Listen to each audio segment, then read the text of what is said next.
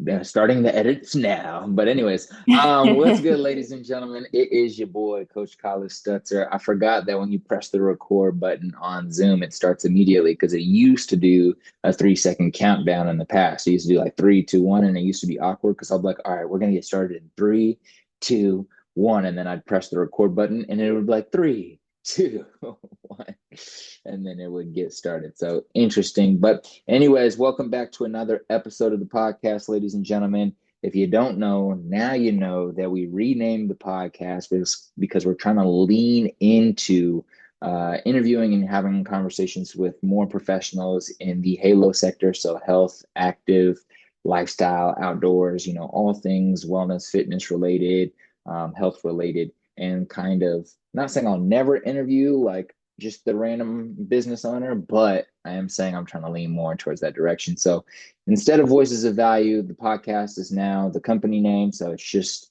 the Foundry Method. So the Foundry Method podcast. So if you guys are searching for this episode or past episodes, you're just trying to go subscribe on YouTube, just remember it's the Foundry Method. Now that the updates are done, we're having our guest back on once again.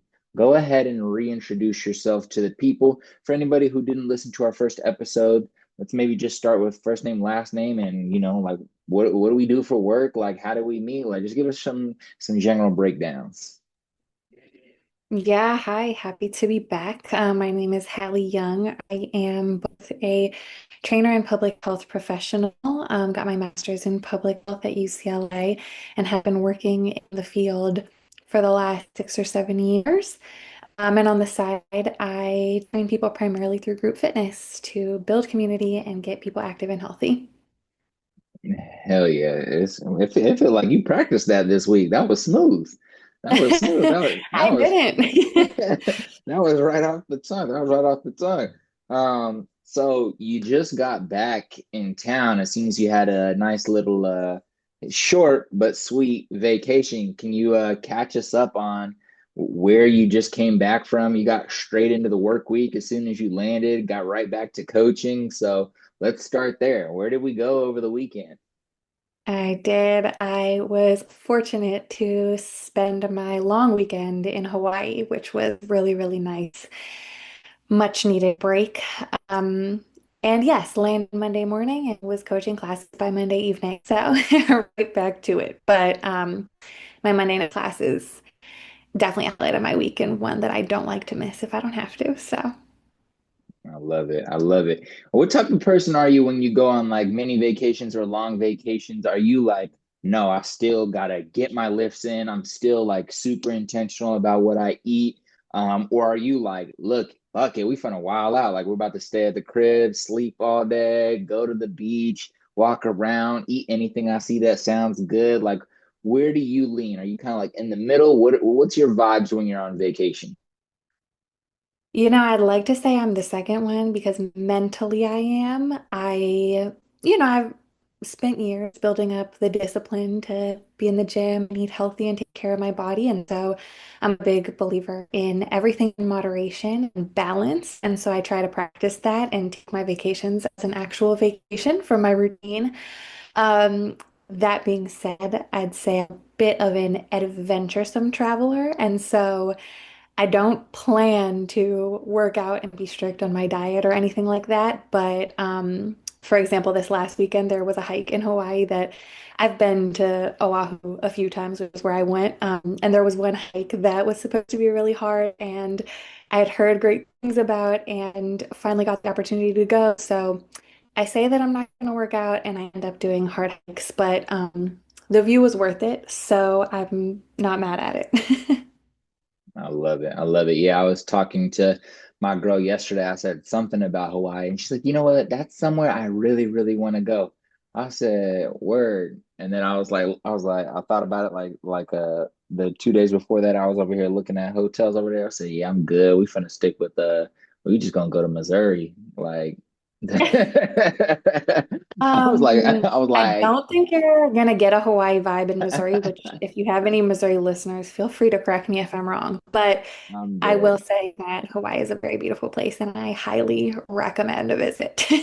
I love it. I love it. Well, I'm glad you were able to get that mini vacation. It's always good to kind of revitalize the spirit, make sure we're getting our own vibes, our own enjoyment in life, and then taking that good energy and reciprocating it to the communities that we're involved in. So you do really good at that.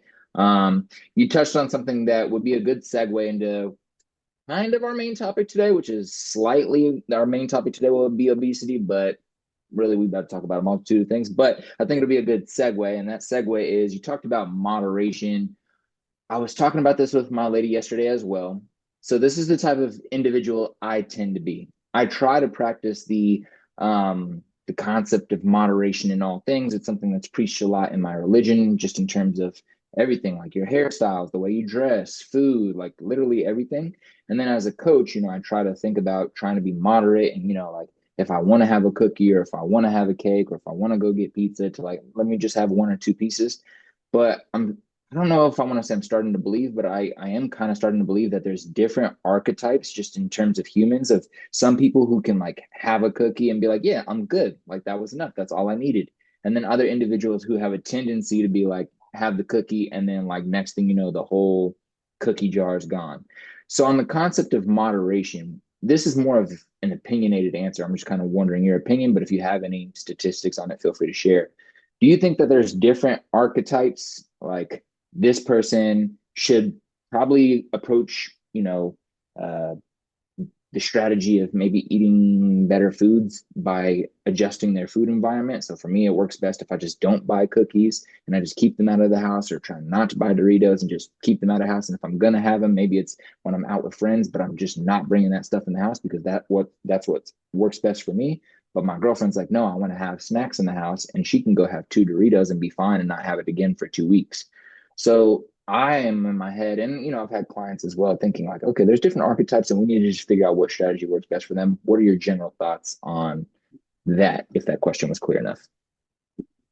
Yeah, no, it was. I am a big believer in strengths-based coaching and leaning into your strengths. And I think I approach this in that way, in the sense of um, I think it is helpful for clients and individuals to learn about themselves, their habits and tendencies at a baseline as they're trying to figure out and navigate, say, a nutrition journey. And then as a coach, I like to train people to lean into their strengths. And what I mean by that is, um, I do think certain people learn or know about themselves that if they see a bag of cookies, they're going to be tempted to eat all the cookies. For example, my friend that I went on vacation with was telling me that she's just not a big dessert person and she doesn't gravitate towards sweets. And she knows this about herself. And so maybe for her, the challenge is more um, eating food that's lower in fat or lower in sodium or things like that. And so I think as people are on their journeys of understanding themselves, it's important to learn what your kind of baseline habits are and lean into the strengths that you already do have and amplify those as you learn to moderate your diet, your routine, things like that. So in your example, if you know that um, you're the type of person who will eat the whole bag of cookies if it's there, then you can lean to the strength of buying a diverse set of groceries and buying more whole foods, more non-processed sugars, things like that, knowing that you are probably going to eat some sugar because you enjoy it, and that you can balance that beforehand by not filling your cabinet with highly processed, high calorie density, non-nutritious density sugars. Um, and so I hesitate to say that there are archetypes because I think that puts people in a box, and I think it makes people feel like they can't get out of that box. And so my approach is to help people identify their strengths and lean into those so they see it more as a personal choice and personal journey where they have agency rather than a journey where they need to restrict their base desires. A beautiful answer. A beautiful answer. Yeah, and honestly, that's the benefits of podcasts because sometimes you just need to like ask a question that's low key for you. And you're like, Learn you know something new what? every day, you know? You're like, you know what? Yeah, that's right. Because, you know, you don't want to put yourself, anyways, long story short, good question. Good question. I think that kind of leads into one of the questions I have here, which is essentially where do you think individual responsibility around taking care of your health, let's just say that. I don't want to say ends, but let's just say ends, and then environmental or systemic responsibility begins when it comes to the topic of obesity. We know obesity in the Western Hemisphere is fucking rampant. And a lot of people want to blame it all on the individual, right? Be like, it's your fault. It's your fault. You're overweight. It's your fault. You're obese. You need to just be stronger minded, have better willpower. And then other coaches or other professionals or the individuals themselves might argue that, maybe they're in a food desert or there's some type of systemic issues that are blocking them from making good choices easier, if that makes sense. But I think I asked my question. Where do you think like individual responsibility and environmental or systemic responsibility like meet and how can they collaborate? So, coming from public health, I am a believer based on the evidence that individual responsibility is on the lower end. And I will give the caveat that that doesn't mean that individual agency is on the lower end. So responsibility would be what have you done to contribute to, in this case, experiencing obesity as a chronic disease. Agency would be what can you do to move out of or heal from that chronic disease. And so, based on what I know and what I've learned in my training about our systems are very conducive for obesity and chronic disease, unfortunately.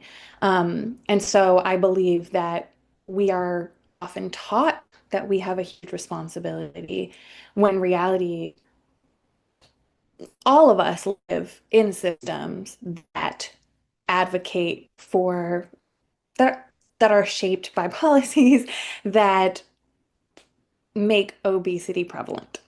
Um, and that being said, I don't think that means that there's nothing an individual can do to, again, heal from that. No, I love that.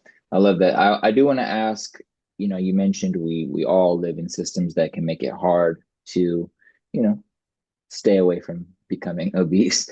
So what do you mean by that? Like how? Like what are some things that stand out to you that are just probably obvious to the common individual living life here in America that are like, oh, this is like a systemic issue or this is something that sets you up for, some people would say sets you up for failure.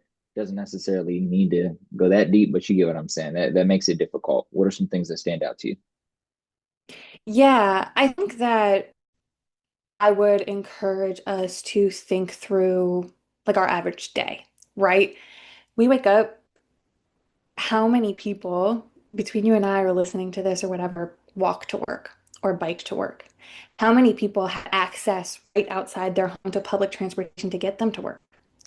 How many people have fresh groceries every day in their cabinet and can afford to buy fresh groceries? How many people can think of a grocery store that's walking distance to their house that sells fresh groceries? How many people have the resources to purchase foods that are not processed, have the health literacy to understand what a processed food versus not processed food is? How many people have the time to cook every day? How many people have the money and time to feed their kids with whole foods every day, right?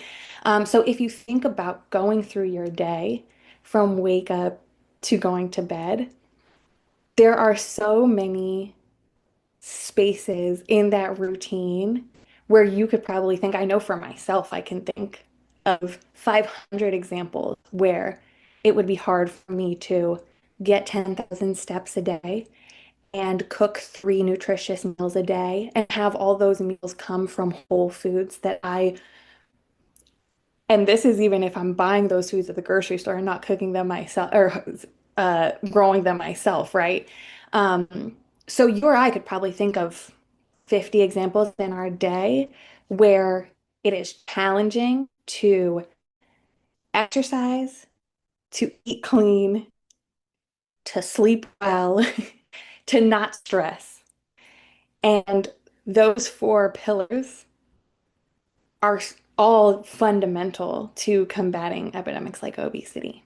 So when we talk about systemic barriers, every single step along our morning routine that is a challenge for us to do these things is a systemic barrier, right? If you don't have transportation to get to work, if you don't have sidewalks to walk to the grocery store, if you don't have grocery stores that sell healthy food or organic food near you, if you work two jobs and you don't have time to cook your meals, all of those are systemic barriers to your ability to feed your body with nutritious food and therefore combat chronic diseases like obesity. Love it. See, ladies and gentlemen, this is why we're gonna have Hallie on the podcast like 72 times in the next few years because Collis really loves. If you've been listening to my podcast through its name changes and through its topic changes over the last 8, 9 years, you know Collis loves somebody who can communicate very clearly because it just makes shit so much easier to understand. And when you can understand things easier, it makes you more passionate about it. It makes you more interested in researching the topic and understanding it better so that you can go and take action in your own life and or share that information and the new things you learn with someone else. But if you can't communicate properly and the people you're listening to cannot communicate properly, it makes it very difficult to do all that. So shout out to you. Okay. So I want to ask you kind of one final question on this. And sorry, ladies and gentlemen, if y'all can hear the construction outside, they decided to start doing fucking drilling right when the podcast started, but it's okay. So how do we think about avoiding weight stigma, but also having conversations with people we love and our community about the importance of paying attention to the health risks of becoming overweight or becoming obese and how that can negatively impact their, health span and longevity, how they feel on the daily, but also like not step our foot into like negative stigma around weight or things of that nature. So I would love to hear your thoughts on that or how you kind of approach that conversation if you've had to have a tough conversation with somebody you love or a tough conversation online about like, yo, we can all love our bodies, we can all love ourselves, but also how do you go about that? Yeah, I mean, I think on an individual level, I think there's two levels for this, right? Because similar to our systemic barriers that we just discussed, there's also systemic influences that are outside of individual control. So the media is consistently giving us messaging about what attractive looks like and what fat looks like, what it means about you if you are considered fat or not fat.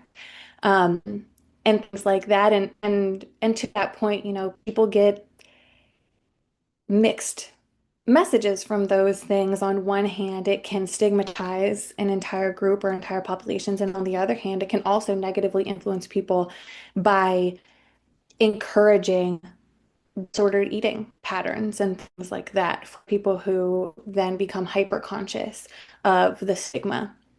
Um, so I would say that the first couple levels that come to mind to me are acknowledging our own consumption and interaction with the messages around us.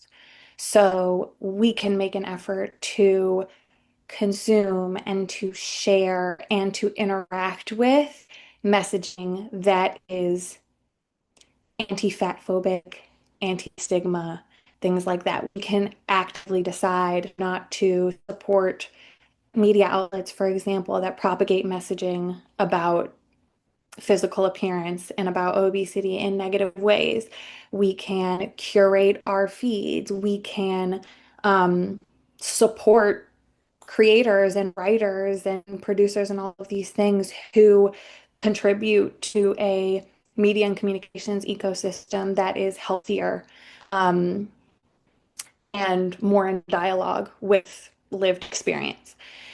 So that's for one. I think we can do our part to make sure we are consuming and shaping our own worldviews to shift our mindsets because a lot of this stuff is deeply, deeply ingrained, right? Based on, again, a history of capitalism, racism, and all of these things that is really hard to dismantle on the individual level, but not impossible to exercise agency over. So that's what I'd say in terms of shifting your own mindset and your own narratives about these things.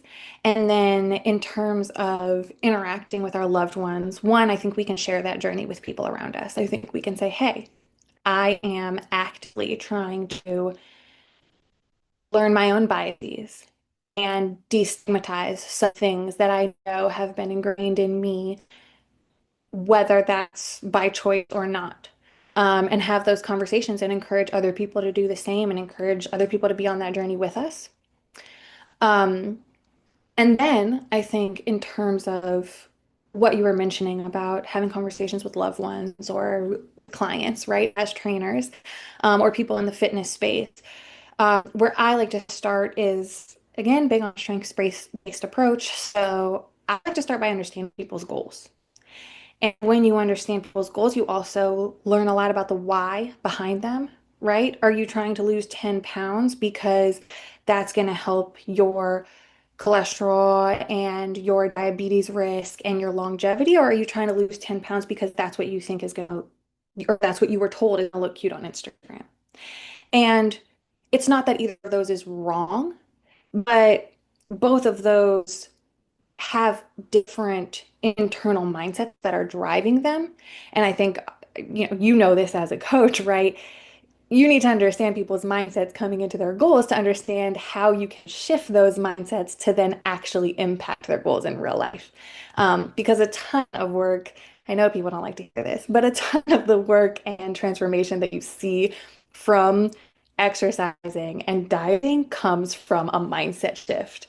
Um, Internally. So I think understanding people's goals and understanding the mindset behind those goals then allows us as coaches or as loved ones, siblings, partners, whatever it may be, understand what the levers for change are in people's lives and levers that they are both interested and most likely in pushing. And what I mean by that is if you understand that actually somebody does want to lose weight because they had a conversation with their physician and they're at risk for type 2 diabetes and they really need to work on their body fat percentage and things like that in order to be healthier inside and out, then you can start working with them on building healthier habits, whether that is um, eating more whole foods, whether that's walking more, whether that's finding a friend to exercise with, and understanding what are their barriers to getting there, and then what is in their environment that encourages them to get there. So, for example, let's say we have somebody who's, again, in that position of wanting to lose 10 pounds to reduce their risk of type 2 diabetes. You can talk about what does your daily routine look like? Do you walk to work? Do you walk at all in the day? Do you have a grocery store near you where you can get nutritious food? How often are you doing that? Is there a friend who will make a dinner with you? And I think that's going to look different for everyone, but I do think it still comes back to understanding the motivation behind the goals, understanding what the goals are, and understanding the protective factors that will help achieve those goals and the barriers that are limiting them from achieving those goals. And then coming at it, just the last thing I'll say is with compassion, right? And understanding that most people, particularly with health and wellness goals, are coming to it from a good place and good intentions and wanting to be the best version of themselves, and that there's a synergy that we can all find in that and working from there. Love it. Love it. That was great. Um, so we're gonna make a sharp shift. I mean, it's not a massive shift, but we're gonna shift the conversation a little bit to exercise specifically, strength training, coaching in that space. So, I want to talk about how you're finding ways to have some of the conversations we're having here around mindset and, just reshaping identity and the way we approach our health as individuals living on earth amongst people within systems. How are you having these conversations in some way or fashion during your group coaching situation classes or during your one-on-ones? How are you finding ways to intertwine these type of conversations into your coaching? Because one thing I find a lot, and I'm sure you find a lot with some of your friends that are personal trainers, is we have the client come in, we do all the intake at the beginning to understand their goals and injury history, but we have them come in,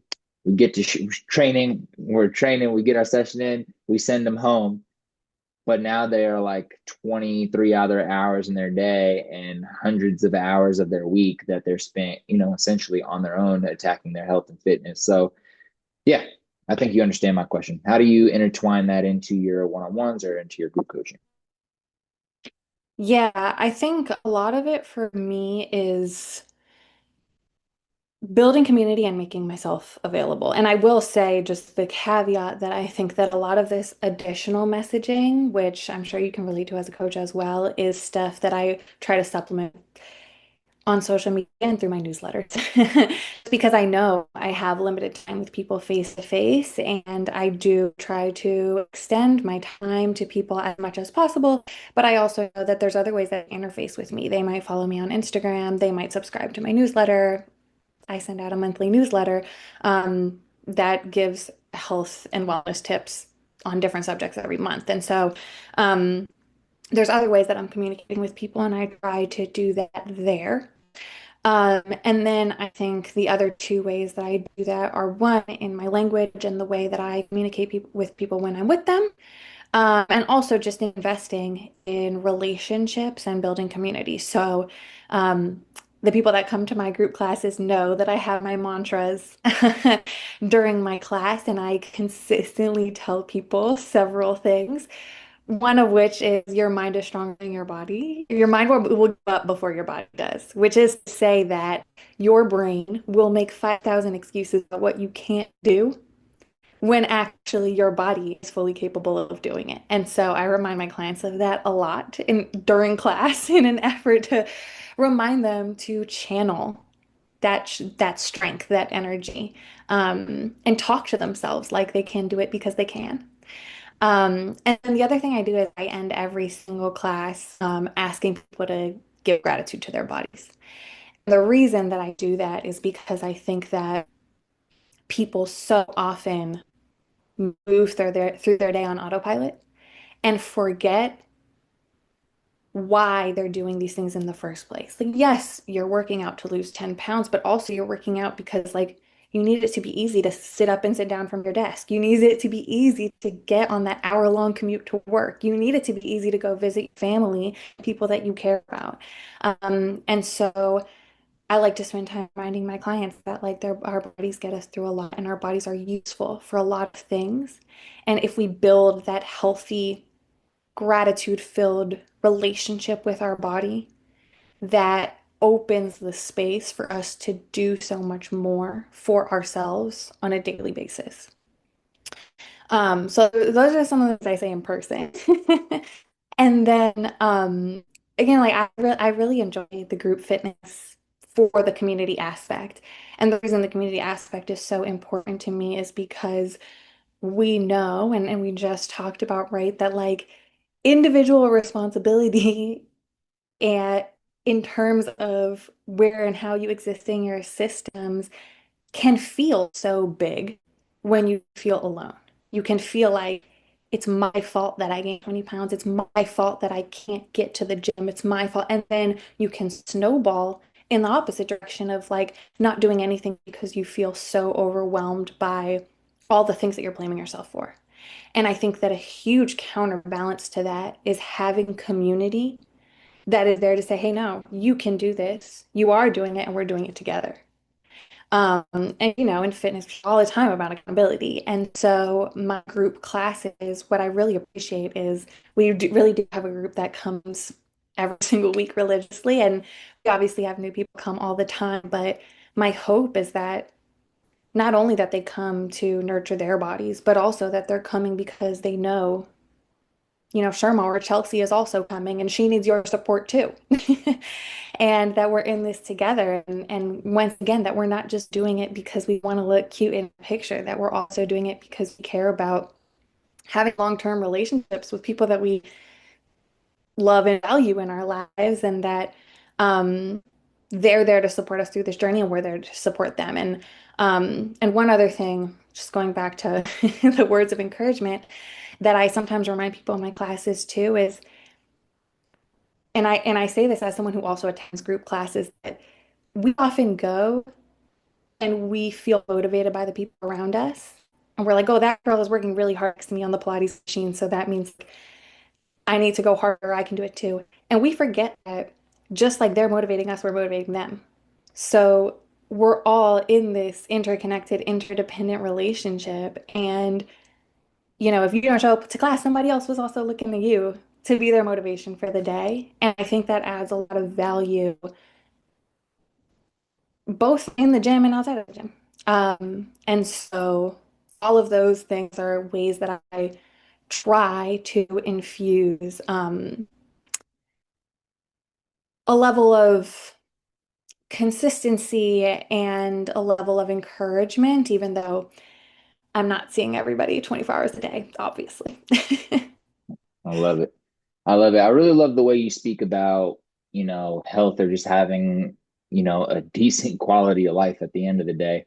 Um, and I think it's really welcoming to individuals who are listening right now, but also individuals you probably interact with on the daily or people who follow you on Instagram but don't actually know you. So first, I'd like to say, keep doing you, keep being authentic anytime where you're creating content or anytime you're living life and you're like, nah, I need to change some shit up because things aren't happening fast enough, whatever it might be. If you run into phases like that, stop yourself and be like, nah, authentic me is the most gangsta me because I'm actually, making real impact that is going to help people approach health and fitness from a much healthier standpoint. And it's just welcoming. Let me just say that. Um, Okay, so I want to ask you probably our final question for today. So I'm going to give you a little bit of a scenario, and then you can try to break it down as fast as you can. Imagine you're on the 70th floor of the largest building in New York City. You're in the elevator. There's a group of women in there. There are like six of them. They're all talking about how they want to start strength training, but they don't know where to start. They don't know what to do. They don't want to get bulky. They're scared to pick up some weights, whatever it might be. The common thought processes we hear in day-to-day life on the internet and amongst our friend groups. You know that you got a little secret in your back pocket because you've been doing this shit. What are you going to share with them? They're seeking advice from you and you're just talking to them, but you're on the 70th floor. So eventually you're going to hit the lobby. So you only have so much time. How are you going to encourage them to get started? Like the first step they need to take? First step is we're starting a group chat. We're all getting in it and we're committing to doing 2 days a week together, and we're posting in the group chat every time we do. So, like I said, accountability, community, those things are number one. So that might take me to floor 35 by the time I get the group chat going, but that's that. Then I would say get a plan to stick to that plan for a month. Decide what can you do for 1 month and commit to that. Build the habit of consistency, build the habit of showing up for yourself, learn to trust your body, learn to build confidence in your ability to change. Um, and monitor the other pieces of your life. I think it is important, obviously, to make changes, but if you don't even know where you are, where you're starting, then it's hard to know what to change. And a lot of the changes that we need to make are truly basic: eating more whole foods, getting more physical activity, get better sleep, stress less, right? So I would encourage them to buy one of my workout plans, to do that plan for a month, to text me in the group chat every time they did, and to monitor their other aspects of health, the nutrition, the sleep, the stress, and kind of rate those over a month to get a sense of like where do they feel like they're lacking and where do they feel like there's room for improvement.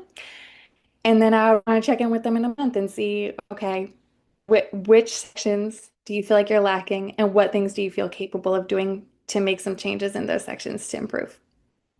That And would you be the 70 arrived floor and pitch.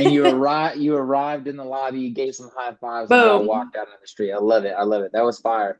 Hallie Young, ladies and gentlemen, if you guys are at home right now, make sure you're clapping up for her. We really appreciate when she agrees to come on to the podcast. She will hopefully be on many more times. Before we depart today, could you please share with them kind of a few of the things you mentioned? First off, where can they find your newsletter and how can they subscribe? How can they follow you on social media to kind of keep up with your daily messages? And lastly, how can they purchase any programs that might help them if they're an intermediate, advanced, beginner? Like, where should they start in terms of finding some of your programs? Absolutely. Yes. You can find my program and my free monthly newsletter on my website, which is foreveryoungfit.org. And when you subscribe to the monthly newsletter, you also get a free week of workouts. So you can start there. And then my messages of encouragement and all the mess and workouts in between are on my Instagram for the most part at foreveryoungfit underscore on Instagram. I love it. I love it. Hallie, thank you so much for joining us on the Foundry Method podcast, No Longer Voices of Value. Ladies and gentlemen, share, leave a 5-star review if you believe this episode deserves it. And of course, if you listened or are currently listening, please tag us on Instagram. Tag both me and Hallie. If you don't tag Hallie, then I'm definitely going to tag her in the tag of the tagging of all the tags. So with that being said, thank y'all, ladies and gentlemen. Be good, be great. We'll talk soon.